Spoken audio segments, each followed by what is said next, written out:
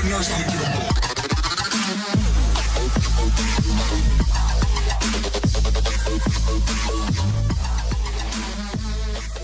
everybody, welcome to Spoken Truth Revolution. My name is Matt O'Connell. So glad to have you on today. Really appreciate your support, your interactions on Instagram, Facebook, YouTube, you name it.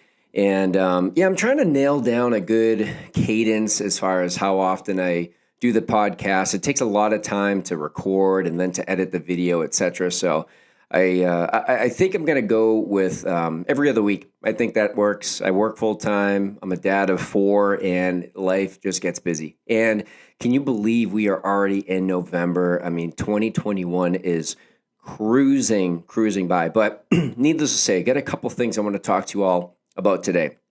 So the first thing is this Virginia election that happened last week. And I'll tell you what, the conservatives literally wiped the floor with the Democrats by purely using the Democrats' own agenda against themselves. And it was for the common sense individual. If you're watching this, you're probably one of them. You could see this coming. And I think it was firing the whole nation up because of what was going on within Virginia specifically. A lot of national attention given to that particular election, as it was a Democrat state. Everything was Democrat. It was the governor, lieutenant governor, the legislator. It is a red state now, a freedom-loving state, and everybody who is on the conservative side, the side that loves freedom, love the results of that election. But here were the hottest issues related to that election. So number one, the public school curricula. So namely critical race theory and various sub-theories of CRT. And, you know, the Democrats, they know what they're doing. They know what they're doing. They say it's not CRT, it's not critical race theory. No one is teaching that in school. But what we want your child to know is of their white privilege, that U.S. institutions are essentially structured to support white supremacy, and that your black child will never succeed in life without direct Democrat government involvement. And all of those things that I just listed are all tenets of what critical race theory is. Critical race theory, it looks it looks at the Constitution, it looks at U.S. history with the initial lens that everything is racist. I'm going to assume everything is racist. And so now let me pick and choose based on historical things that have occurred throughout U.S. history, how each of those things could be interpreted as racism. You could do that with anything. And it's a religious belief. It's a belief of things that cannot be proven with statistics, with real hard evidential data. And so it is a form of faith, whether people want to believe that or not. And so here's another topic. So the public school curricula was a big topic. The public school administrators and the school boards were unable to protect students from their incoherent policies. And so the Daily Wire released an investigative report, which got minimal coverage from the left-wing media, CNN, MSNBC, etc. But this particular investigative report showed that the Loudoun County School Board hid information about a rape that occurred by a high school male who likes to wear women's clothing, skirts, etc. He entered a girl's bathroom and he raped a high school girl. And the same man was placed into another school and raped another girl there. And that said, the Loudoun County School Board lied that their trans bathroom policy had not put children in danger. And what the Daily Wire found out was that indeed it did put children in danger. And they lied. The school board lied to the parents, and they were found out through this investigation. So bravo and shout out to the Daily Wire, did an amazing job for that. And then they were under hot water. Daily Wire was under hot water. The left was like, okay, how can we spin this and make the Daily Wire appear to be negative for elections? And so there was I'm not going to show any videos about it, but there was a couple of reports indicating that should the Daily Wire and other right-wing news outlets have that much influence over an election? Well, if it's true, let the truth come out and let the people decide. They want to cover up things as it relates to Hunter Biden's laptop, his dealings with Russia, buying prostitutes, recording himself, bragging to the prostitutes how he has influence because of who his dad is being the president of the United States. Can't report those stories because that would influence the election, of course. But if these types of stories get out, like what happened with the Loudoun County being corrupt as anything and putting children in danger, they don't want those stories out too, because it negatively impacts their agenda. It negatively impacts, in this case, the election. And I believe a large part of why this election went the way it did is a result of good investigative reporting, bringing the truth out. And so the other hot issue was the Democrat candidate for governor, Terry McAuliffe, his dance moves. And take a look at this.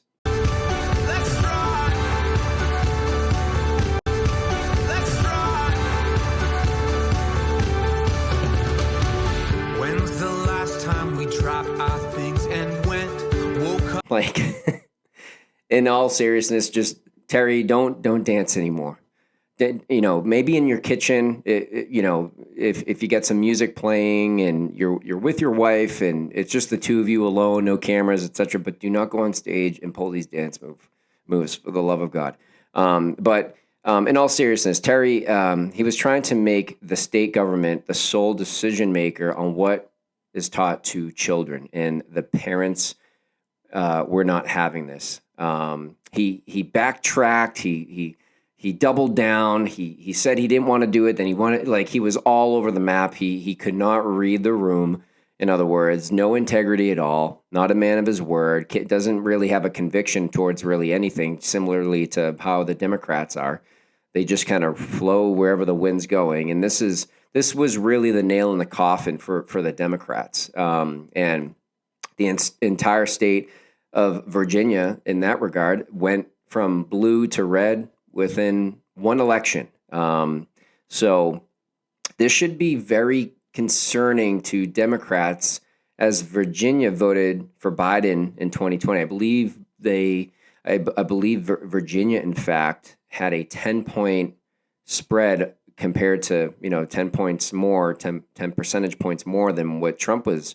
How many votes Trump received in Virginia. And so it'd be interesting to see how 2022 plays out with the state elections occurring then. And so the main issues are clear. And here are my overall thoughts about what happened in Virginia. Number one, the American people want less government control over their lives in every respect, whether it be school choice, school curricula, COVID policies, mandates, you name it. The American people, they just tell them the data, tell them the risks involved on both sides, the risk of not getting a vaccine, the risk of getting a vaccine, the risk of COVID, so on and so forth, and then just leave them alone. I've said this many times. If COVID had a 10% death rate, 15%, or even a 5% death rate, we would be having a different discussion right now. But knowing that if you have COVID and you contract COVID, the likeliness, and again, people are really only concerned with the death rate. As far as its the contagion aspect, its spread ability, people aren't as concerned with whether they can spread COVID more, efficiently than the flu. They're more concerned about the death rate. And the Democrats and the elites, they don't. Do they not understand it? No, they're smart. They're not stupid people. But again, they're using it for their agenda to really have the government have a strong hand over the citizens of this nation. And so people want less of that. People want less government. Tell them the data and encourage them to get the vaccine if that's your position. But don't force them to do it when logically it does not make sense. And the common individual, common sense person, if you have two brain cells to rub together, you'll appreciate that, right? You'll appreciate that. And And finally, the American people don't want more control. That kind of goes in line with what I mentioned before. And it's ironic. We'll talk about Fauci in a little bit, our good friend Fauci, because he's in some interesting hot water once again. But the government seems to only be causing problems. Even this whole COVID thing and Fauci being under the gun, and we'll talk about that in just a second. But let's see what CNN has to say about the Virginian election here. So play this clip now. When this election is over in Virginia, we will know, have we seen the emergence of the Delta variant of Trumpism? The Delta variant of Trumpism. In other words, Youngkin, same disease, but spreads a lot faster and can get a lot more places. The suburbs, if they fall to him, that's implying that that Youngkin is more dangerous than the president, former president. No, more easy to spread. Okay, because more easy to spread. Because if you look at what he's doing, he is playing footsie with the worst of Trumpism. So here's the thing: share this particular video, or at least this part of it, with your friends. If this is your persuasion and mindset, where everything that is conservative is "quote unquote" white supremacy, it is an idiotic persuasion with zero thought put into why this particular election came out the way it came out.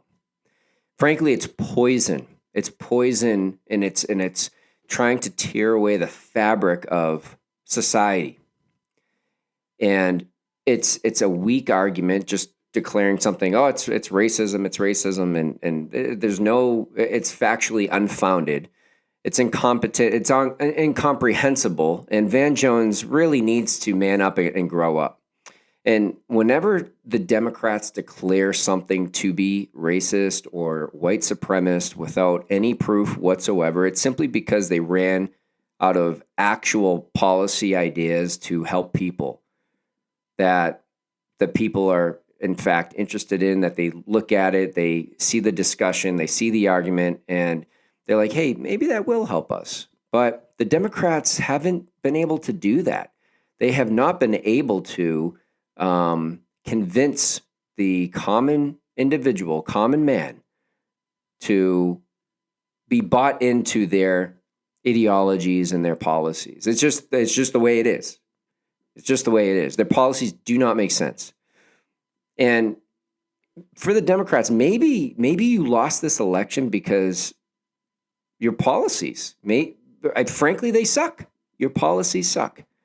And not only that, it's the arrogance, your own arrogance is blinding you from entertaining such a thought to maybe say, hey, you know what? Let me take a step back and think through these particular policies. And how do these policies help the American people? Okay, go through the list, check or pros, cons, make a pros, cons list. Pretty straightforward.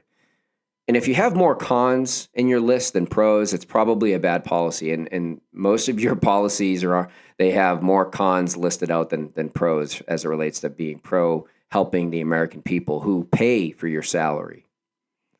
And so conservatives need to continue to put pressure on and remain involved. And we can't rely even on the GOP at this point. We saw this infrastructure bill pass. There are still a lot of GOP members. They're walking that tightrope. They want to please their conservative base, and but they also, who knows what kind of back end deals are going on, and we'll vote for this infrastructure bill, and so what it really boils down to is you, me, and the rest of the American people who love America, who love freedom, and we love virtue, and we need to continue to hit the pressure points and remain involved. We need to continue to do it. We need to continue to speak up. And I'm proud of each and every one of you, those who follow me, who interact with my posts. I know you are consistently doing that. You're talking with your sphere of influence. I often discuss this. You and your sphere of influence, you're so important to get the message of freedom and virtue out there. And I'm proud of you. So keep up the great work. All right. So this next clip, we have Senator and Dr. Ron Paul. He absolutely shreds Fauci in this next clip. And at this point, Fauci, it's like he's on tour for running this circus called NIH, and he's just caught red-handed. That's literally what's happened. And Ron Paul has literally taken apart every single argument that Fauci has, and has and literally has shed to light all the lies that Fauci has made since the beginning of the pandemic, namely the argument of gain of function. And so he's completely cornered him. Ron Paul has completely cornered Fauci, lying about gain of function, and namely the NIH funding the Wuhan lab, which it's highly possible that with COVID, it appears that COVID has escaped from the Wuhan lab. Now, whether it was created in a lab or modified in a lab, or that's still, no one knows that yet. But it's almost even more certain that whatever happened, it's likely that COVID came from this lab in Wuhan. And so let's watch the dialogue here. Lead. You continue to support NIH money going to Wuhan. You continue to say you trust the Chinese scientist. You appear to have learned nothing from this pandemic. Will you today finally take some responsibility for funding gain-of-function research in Wuhan? Senator, with all due respect, I disagree with so many of the things that you've said. First of all, gain of function is a very nebulous term.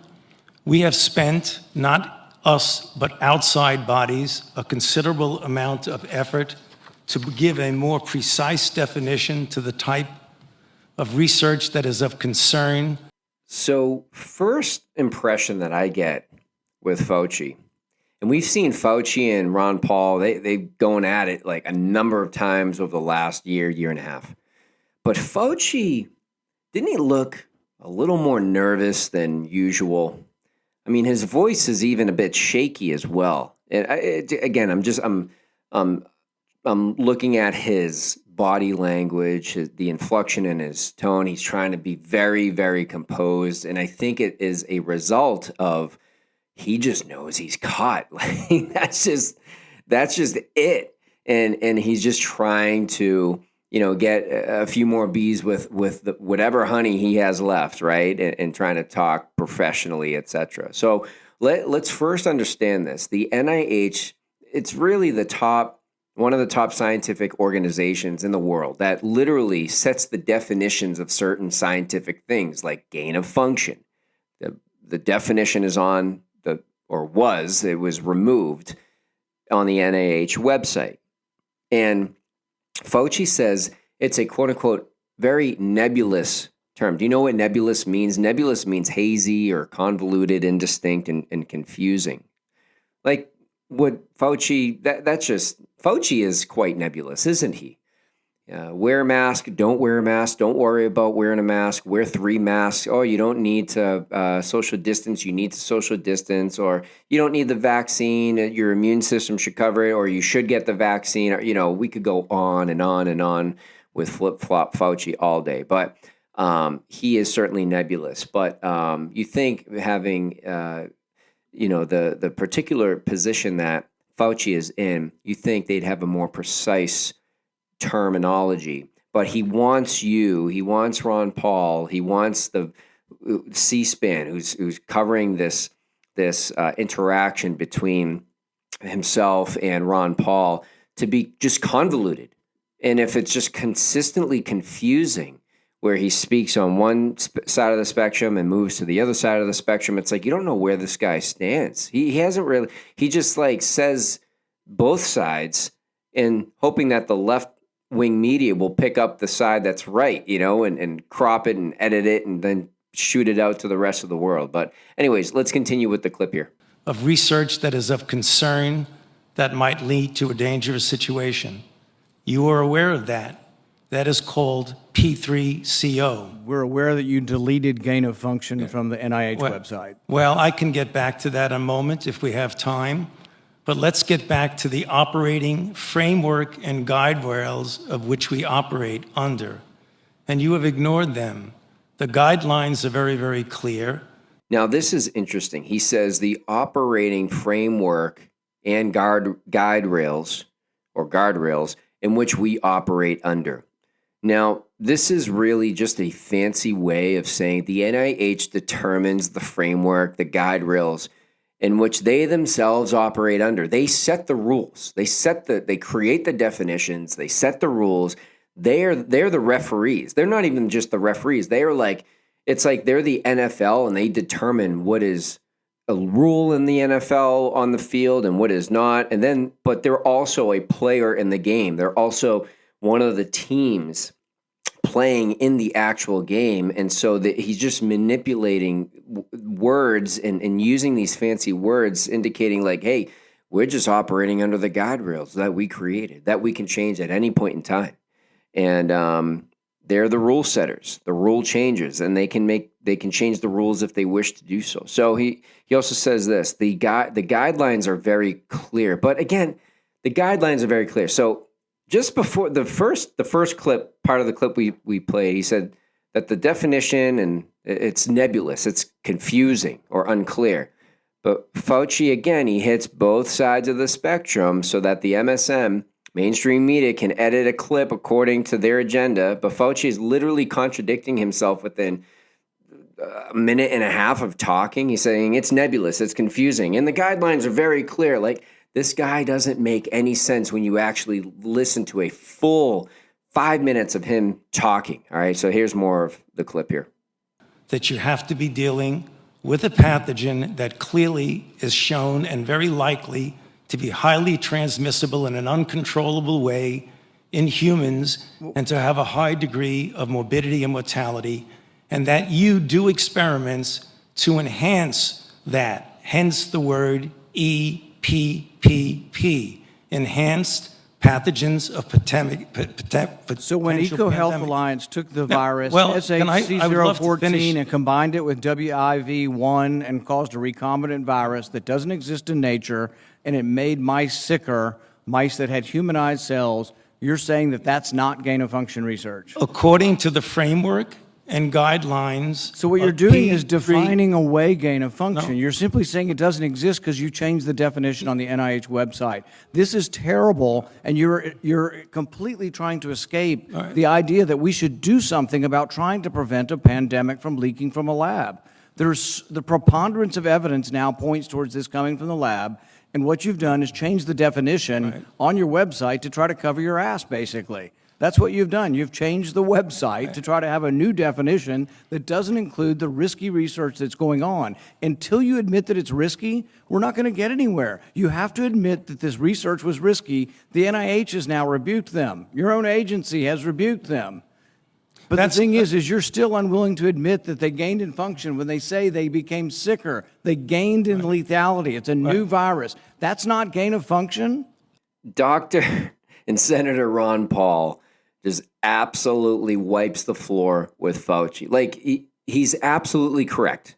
He's highlighting the contradictions, the hypocrisy that over the course of the last year and a half, Senator Paul and Fauci been dialoguing back and forth. And thank God for Senator Paul being a doctor and having an understanding of the medical and scientific terminologies here. And Ron Paul has completely cornered Fauci and publicly caught Fauci lying under oath before Congress. And so Dr. Paul even highlights how the NIH changed the definition of gain of function as more and more evidence shows that the NIH funded the Wuhan virology lab, which is the likely origin of COVID. So it's like, why did they change the definition? Because it shows that on their own website that they're complicit in potentially what happened with COVID and killing off 5 million people in the world, shutting down a global economy and everything. It's like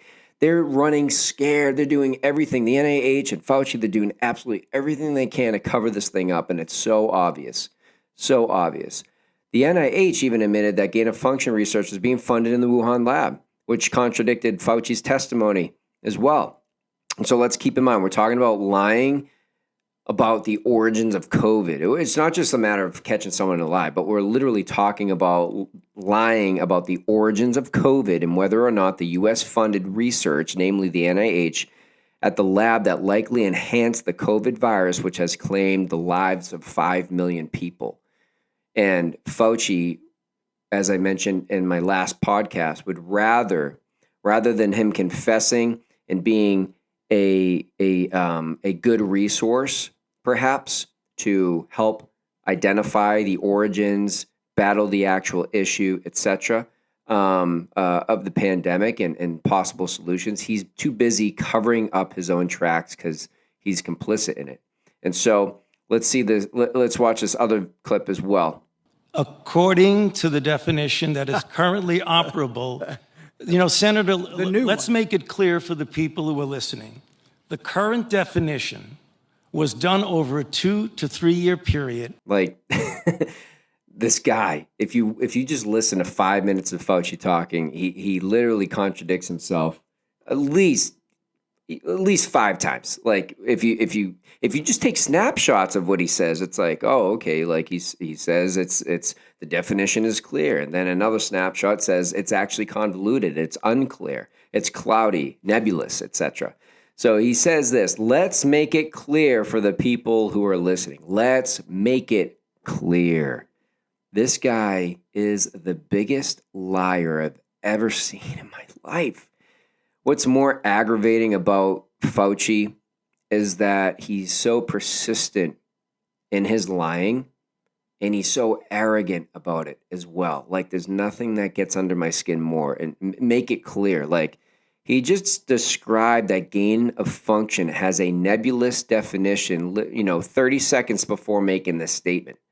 And what do? You just got to lock this guy up and throw away the key, or whatever the law, allows for punishment. And he can, and that's the thing. This bureaucratic state, also known as the deep state, as you hear on like Fox News and Newsmax, etc. The deep state. Fauci is not elected, but it's like Congress should have the authority to literally wipe an agency out if needed, and have certain safeguards to provide a new agency immediately. Like these agencies, the FBI raiding James O'Keefe and other Project Veritas journalists, homes and apartments, etc., for like a diary, Joe Biden's daughter's diary or something related to that. It's like these administrative agencies have so much power, and it appears that we can't do anything about it. They just have these hearings, and then poof, they just disappear.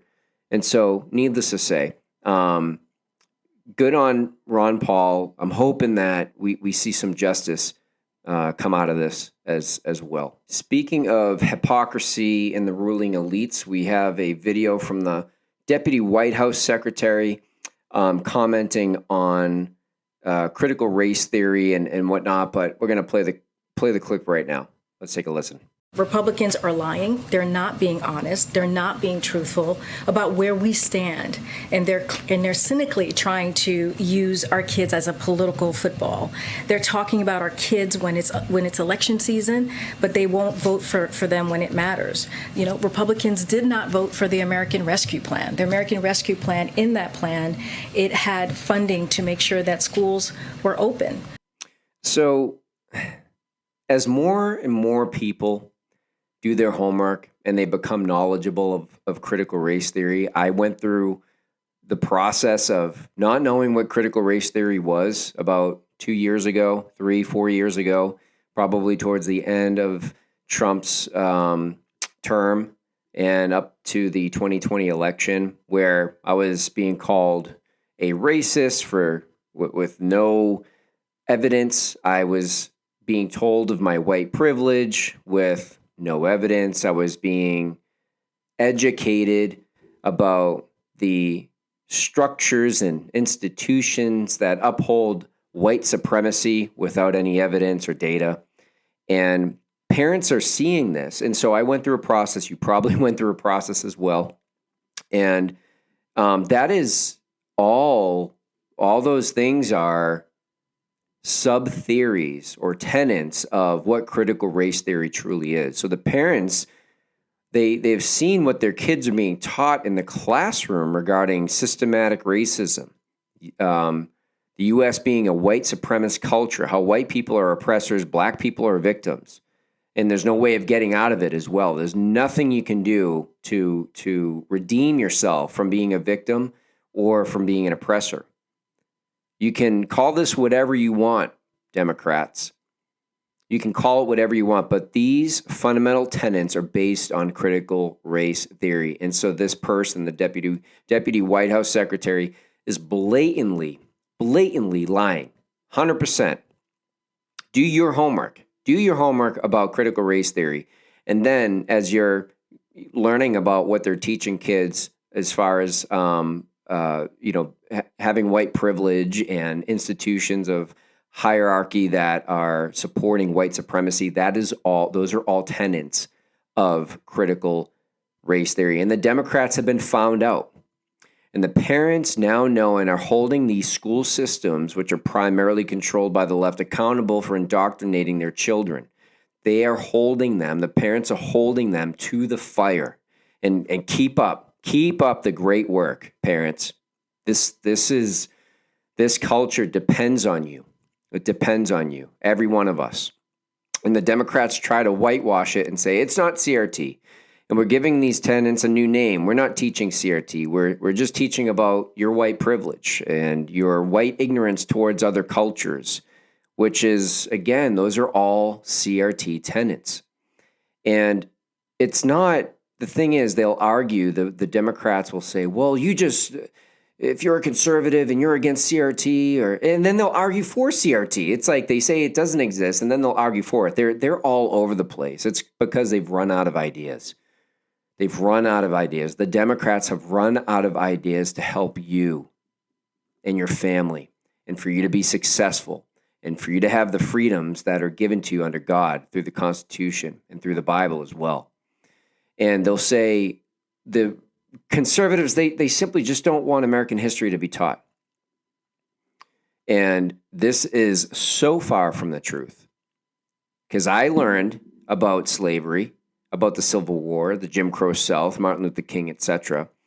But when you start with what they're doing now, it's not that they're just teaching about history. That's one thing. And all those things have been taught, will be taught, and they should be taught, right? But the thing is that when you add a philosophical religion behind it, it is a religion. This method of, you need to admit your white privilege. You need to begin to apologize to all these different cultures that you've offended. That is a faith-based practice. It's like the 12 steps in AA. It's like you need to write down a list of all the times you messed up against a particular culture. That's absolutely asinine. And the philosophical aspects, things like inherent racism, like inherent and bias that you are just simply unaware of. And if you deny that you don't have bias, that means it's your white fragility suppressing those biases down. And it's really, what it really means is that you are racist. Like what it really boils down to, simply, it gets convoluted, but what it boils down to is you either admit that you're a racist, number one. And if you don't admit that you're a racist, it means that it's your white fragility trying to uphold your white supremacist posture in society. So either way, you're a racist. It's either you're going to admit it, and if you deny it, you're a racist anyways. It's absolutely asinine.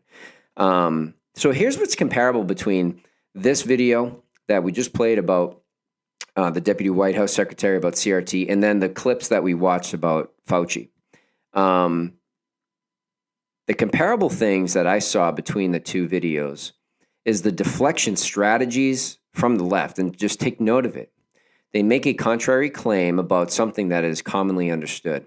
So we began to understand what CRT was. We began to understand what gain of function was. We started to realize, shoot, CRT is in the school system. Shoot, gain of function. It looks like NIH was funding the Wuhan lab. And then here's kind of like step two, what the Democrats and the left do. Once the opposition and the dissenting views understand and nail down what the left is doing about teaching CRT to kids and gain of function support and funding in the Wuhan lab, whether it be those two things, they'll say, number one, it's not there. Poof. It's like a magician, doesn't exist. Or number two, it's that you just don't fully understand it. It's too nebulous. It's too confusing. CRT, it's the common person does not understand it. That's what they'll tell you. The left will tell you these things. It's either not there, it's too nebulous, it's too confusing, it's a bit unclear.